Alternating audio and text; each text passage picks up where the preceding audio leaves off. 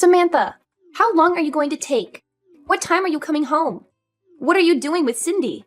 It's already this late. Where have you been all morning? You didn't even come home to make lunch. I've been at the hospital to have a checkup. I reminded you when I left this morning, didn't I? And I think I told you that I would have this checkup a week ago when I made the appointment. I mentioned that I wouldn't be able to prepare lunch for you. I'm thinking of going to my parents' house to let them see Cindy. I'll spend a few hours there, and hopefully Cindy will be able to have a nap before I come home. Cindy was only born last week. You can't parade her about outside all day. You've got to bring her home right now. It's already this late. I can't believe you could be so irresponsible. Don't you care about Cindy at all? She could get sick this late. It's still 1:30, and there's no need to be so overprotective. I've taken precautions for the sunlight, and we're only going to see my parents.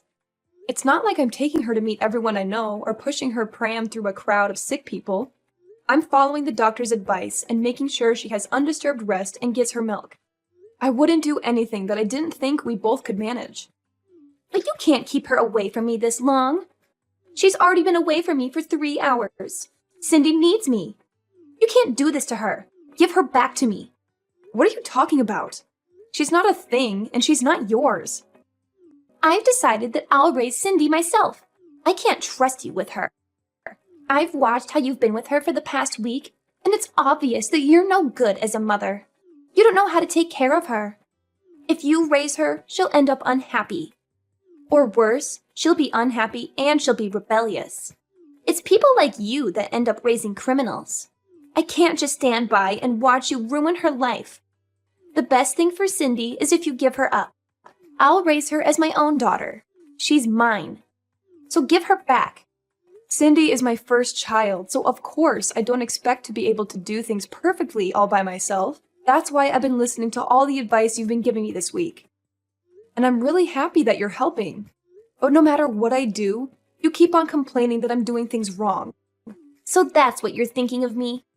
I'm doing my best to help you. How can you be so ungrateful?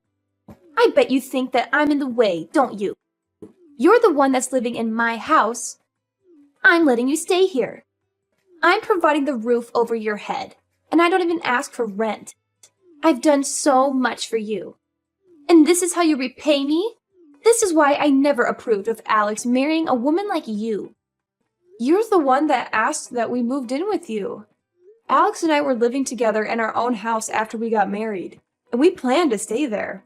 But you wanted us all to live together. You were the one that said you always wanted to live with your grandchild. You pretty much forced us to move in with you once you found out that I was pregnant. And I had to go through all the trouble of moving houses when I was already really big. Why do you have to put it like that? I never forced anything. Just ask Alex. He was delighted to move back in with us. I've done so much for you. It wouldn't hurt for you to show a little more appreciation, too. Can't you at least say thank you? I think I deserve a lot more. But I shouldn't expect anything from you. Appreciation? I had a lot more of that when I first met you. But ever since I married your son, and you started to show your true colors, it's become a lot more difficult. Especially after we moved in together. And you wouldn't stop making hurtful comments about the way I did chores and the way I prepared dinner. The stress and fatigue just piled up and up, and I couldn't please you no matter what I did. I didn't know you could get any ruder. When have I ever made hurtful comments about anything you've ever done? If I've made comments, it's just because I'm giving you advice as your senior in life. If you think I've been hurtful, it's because you're trying to make me out as the bad person in this story. I'm an adult too. I understand the difference between advice and sarcastic, backhanded comments. And it's not just those comments. You don't like the food I make, even though I've done my best to follow your recipes. And if you really don't like my cooking, then you can always make your own. But you insist on having me prepare your serving too. And sometimes you throw it all away right in front of me. It's not just insulting, it's wasteful. Did you really think that I could just brush that off as advice? I don't understand how you could do something so mean, just for the sake of showing me you don't like my cooking. I threw it away because it didn't taste good. What's the problem? Did you really think that it was good enough to serve to Alex and my husband? Nobody would want to eat something disgusting like that. So I saved them the trouble. I just did what they would have wanted to do anyway. If anything, you should be thanking me for not letting them eat something as horrible as that slop you call food. That's what I'm talking about. In the past few months we've spent living together, you've never eaten my food without making a face, a comment, or throwing it all away. On top of that, you were making me do all the housework right up until the birth. I couldn't have a moment's rest while you were around, even though my back hurt and my feet hurt, and I was so tired. Even when my contractions started and I was begging for you to call an ambulance because Alex was out, you wouldn't call and told me that I was overreacting. I couldn't even get to the phone myself. I thought I was going to give birth right where I was. It wasn't until Robert passed by my room and noticed that my water had broken that I was finally able to go to the hospital. I'm grateful for my father-in-law's care and consideration.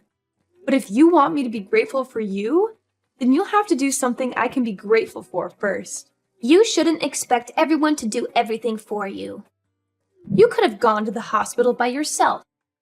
You're so spoiled. It shows that your parents must have been overly protective of you as a child.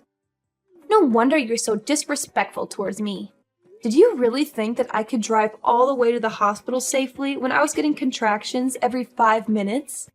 Even after I gave birth? You didn't say anything to me. You didn't ask me how I was doing. Not even a word about how well I had done.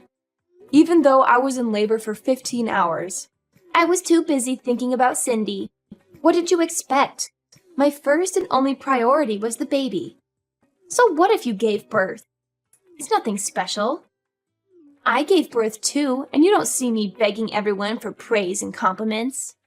I didn't expect you to compliment me, but I think anybody would be happy to hear something from their family. And anything would have done.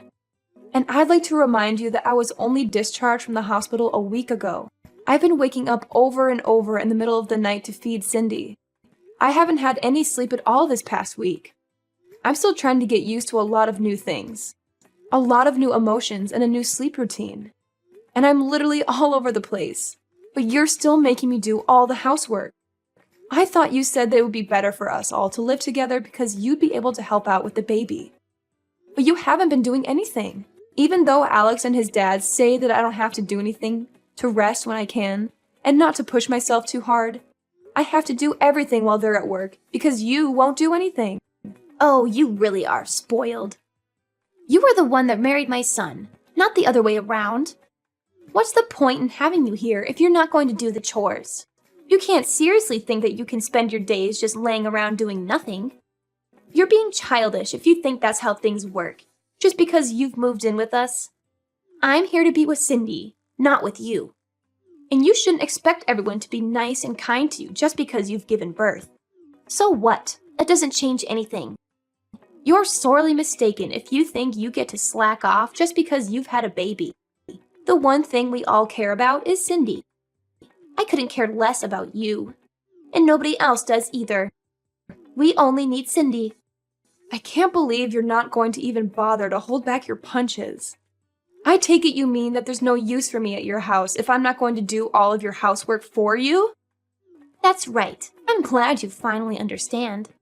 We only need Cindy to make us happy. I don't need a rude, disrespectful, annoying daughter-in-law like you around the house.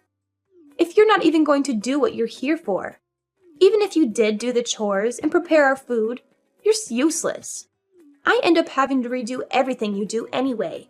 You are just wasting my time, and having you here is a waste of space, too. So we don't need you here. So you think I'm rude and useless? All right. What? Am I wrong? I don't think I said anything you couldn't understand. I made it quite clear. We don't need you in this house. To be honest, I'd prefer if you'd leave as soon as possible and never come back. You don't have to worry about Cindy. She'll be in good hands. We'll raise her without you. I think that's best for her as well. She doesn't need a useless woman like you as her mother. I just want to check if you want me to leave. Then that means you don't want to live with me, doesn't it? How many times do I have to tell you? I don't want to live with you, and I want you out of my house. Do you understand? Yes, I do. I understood that perfectly. Then I won't be coming back. I'll be staying at my parents' house. They've got a spare room that I can use, so there's no reason for me to return today. I'll go and get my things another day. Will that make you happy? Of course. Do whatever you want. You're an adult. I don't care where you stay, as long as it's not in my house. Nobody in this house is waiting for you to return anyway. I'll have Alex go and collect Cindy from you when he gets home from work. So make sure she's had her rest, and you've got all her things ready by then. I'll let you spend these last few hours with her, at least. You're not going to come back to this house, so this will be the last time you ever see her. I'm glad you finally come to your senses. You're not fit to be a mother. I understood the part about not coming back to stay in your house. But you're wrong about one thing. I am not handing my daughter over to you. Cindy is staying with me. I'm her mother. What are you talking about? I just told you you're not fit to be a mother. Are you going to take her away from me? You can't do that. She needs me. Oh, you think that I'm not fit to be a mother because I need support to raise her? And because I can't handle all of the housework on just 1 hour of sleep a night? You expect the impossible from me. You're saying that I'm taking her away from you, but you're not her mother. She was never yours to begin with. She's my granddaughter. That makes her mine. I don't think that your way of thinking that she belongs to you is very healthy for Cindy. I don't think that raising her in an environment where you think that you can treat me however you like is good for her either. Alex and Robert have both lost their patience with the way you've been treating me. I know that the both of them have done their best to talk with you privately and get you to change your attitude, but it still hasn't changed after months. And if it's only going to get worse now that Cindy's born, I'd rather not live with you either. Your own son and husband have given up on getting you to change your ways, so there's no way I can keep hoping. Robert as well? You're lying. I remember him mentioning something about you, but I forgot what he said. It didn't seem very important. But I know they all hate you. Nobody wants you to stay in our house. And we're all happy that you finally have given birth so we can get rid of you. And keep Cindy. Who's they? Do you mean Alex and Robert? Because I know Alex loves me. And Robert is a wonderful father-in-law. And even if they did actually hate me, I think they'd be more mature about it. You've been far from mature these past few months. You've been passive-aggressive and childish at best. All you've done is bully me and make me feel bad about myself. I've had enough. We've all had enough of your behavior. If you're not going to fix it, then there's no point in sticking around and waiting for you to change. I'm not returning to your house, and if you won't reflect on your actions, I won't let you meet Cindy. You won't let me see Cindy? That's ridiculous. You can't do that. You can't keep her away from me. You have no right to do that. I'm not going to listen to a woman that can't even raise a child properly. You don't have to come back. But I'm not letting you keep Cindy.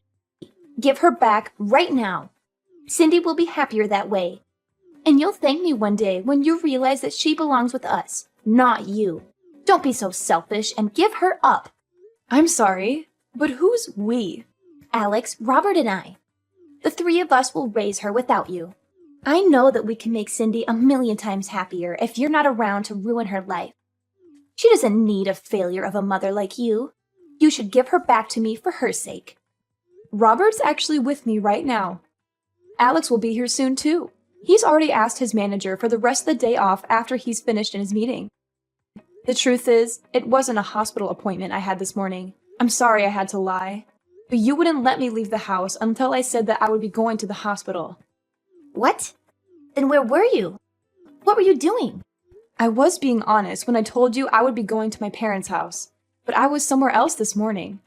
I went to have a viewing of a house with Robert to get his opinion. You went to see a house? But why would you do that? I didn't tell you to leave my house until an hour ago. And why would you need my husband's opinion? Alex and I have decided that we're going to move out. And when we told Robert, he was very interested in the idea too. Maybe you should ask him for the details when he returns home tonight, since I won't be coming back ever. But why would Robert be interested in looking at a new home? Alex and I have been thinking about moving back out ever since we first moved in with you, and you started to bully me. We've both hit our limits, and we can't take it anymore. It's too stressful being with you all day, every day. And he doesn't complain. But I know it's tough on Alex when I vent after he's had a long day at work. It's been hard for the both of us. The only reason why we didn't move out earlier is because it was a strain on my body to move our stuff to your house in the first place. And we didn't want to go through that again. Hit your limits? Stressful? What's that supposed to mean? You're just exaggerating. How pathetic. All I'm doing is showing you how to do things properly. Alex has had enough of your behavior too. He can't stand the way you speak to me. And he knows that you've been throwing away the food I make as well. He knows about how you follow me around when I do the laundry and the washing up, nitpicking at every single thing. He promised me that we would make preparations so that we can move out as soon as the baby was born. And he kept that promise. He found a few places that were open for viewing, and cut the choices down to 2 places so I wouldn't have to go back and forth. When we spoke to Robert, he offered to pay half the deposit, saying that he wanted to come with us. Excuse me? Robert wants to move out? Well, he was obviously including me when he said that. He meant that he wanted to move in with us and move away from you. Apparently, he's had enough of your attitude as well. And since you won't change, no matter how many times he's spoken to you, he's decided to leave you. He's telling me that he left the divorce papers on the table in the living room. Have you seen them? He says he's already signed them, so you just have to sign your side and leave them there. He'll have them filed tomorrow. I found them, but I don't understand. Why would he want to divorce me? I haven't done anything to deserve this. Give your phone to him. I want to speak to my husband. He's with you, isn't he? Let me talk to him. I can't trust a word you say. Why would I lie? Those papers have already been signed, haven't they? I wouldn't fake his signature just to trick you. Robert says that he'll talk to you when he gets home, but that he's already made his feelings clear in past conversations. You just haven't been listening to him properly. Anyway, we're busy getting our new home ready. Could you wait until later? I don't understand why Robert and Alex have to move away too. I only said that you don't need to come home. What about me? What am I supposed to do? You can't leave me here by myself. Robert says that he'll give you that house in the divorce. He has no need for it if he's moving in with us, and he doesn't want you causing us trouble just because you can't find a new home for yourself. You're lucky he's being so generous. Alex and I have no intention of living with you ever again. And of course, we're not going to give you our daughter. Robert's decided he wants a divorce and that he doesn't want to live with you anymore. I think that explains everything you want to know. What about me? I'm going to live here all by myself? You're not making any sense. Why can't I come with you? Weren't you listening to what I said? We've told you over and over that the way you've been treating me is unacceptable. We wouldn't have had to do this if you had fixed up your attitude and stopped behaving so immaturely. If you listened to your own husband's warnings and your son asking you to stop treating me so horribly, we would have never decided to move out. We would still be living with you and you would still be able to spend time with your loved ones. But unfortunately, you haven't shown any signs of changing or even feeling bad about what you've done. You deny all responsibility, and we've had enough.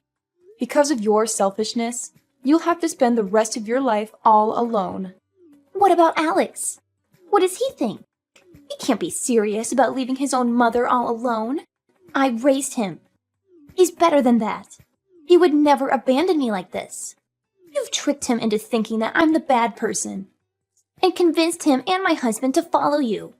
Have you forgotten that Alex was the one that always was intervening and defending me from you when we first moved in? He was doing his best to keep himself between you and I when he could, and making sure that I wasn't stuck with you alone when he was at home.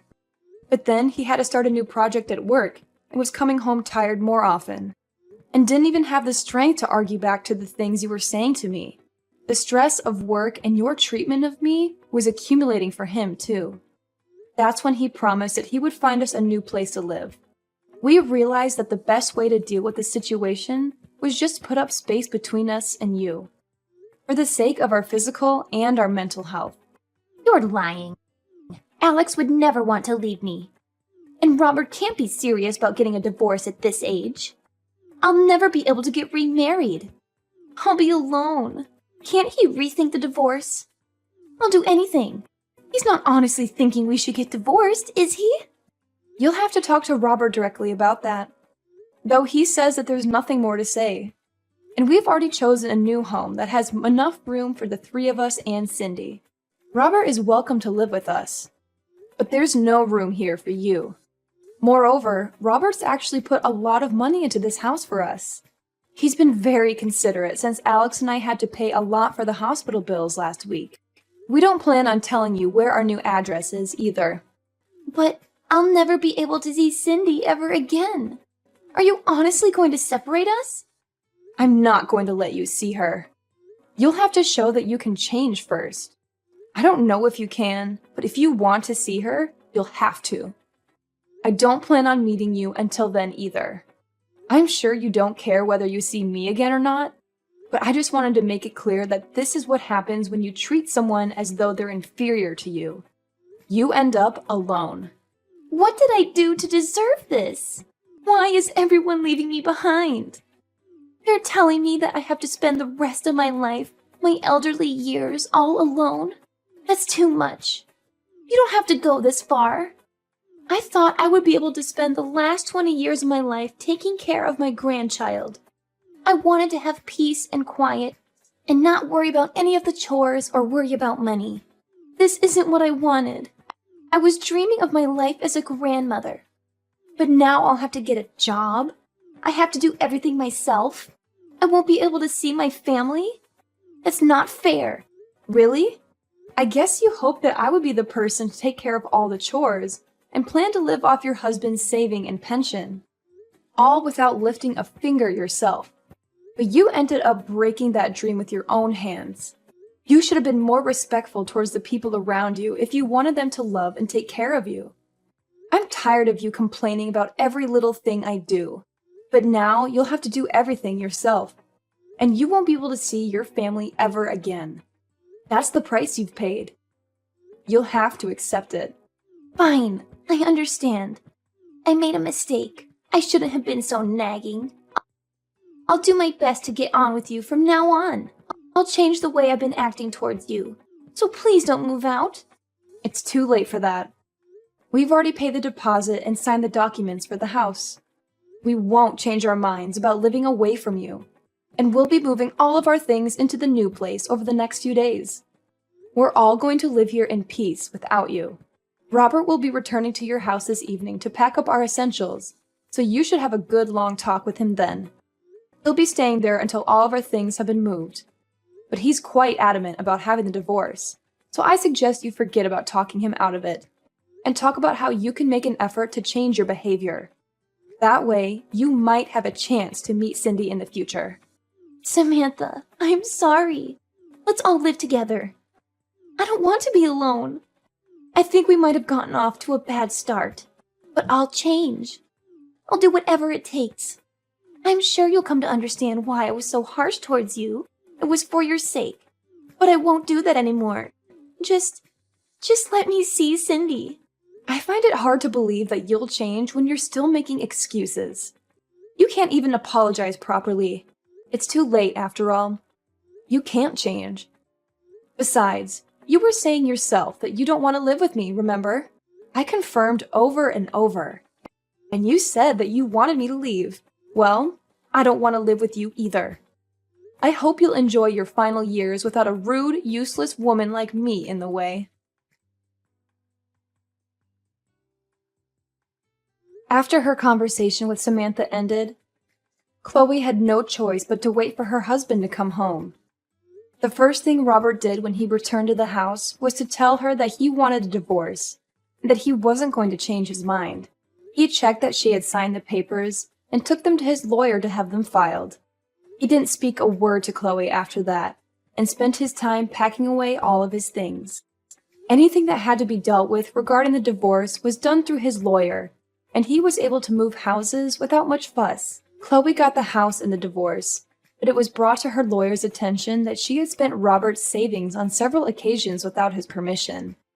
And as a result, the amount she received in alimony payments decreased significantly. It wasn't enough for her to keep up the payments for the household bills, so she had to find a job in order to earn some money to pay for other essentials. She was so desperate to meet Cindy that she went to Samantha's parents' house and demanded that they tell her Samantha's new address. It didn't occur to her that she should have just shown Samantha that she was making an effort to change. In the end, Samantha's parents called the police because of how aggressive Chloe was being, and Chloe was taken away in a police car to be questioned. Chloe was not only divorced and looking for a job, but she was also slapped with a restraining order from Samantha's parents. On the other hand, Samantha and Alex were living happily ever after with their small family and were looking forward to having their next child. Robert was delighted. He was freed of his selfish wife and was taking great pleasure in taking care of his granddaughter.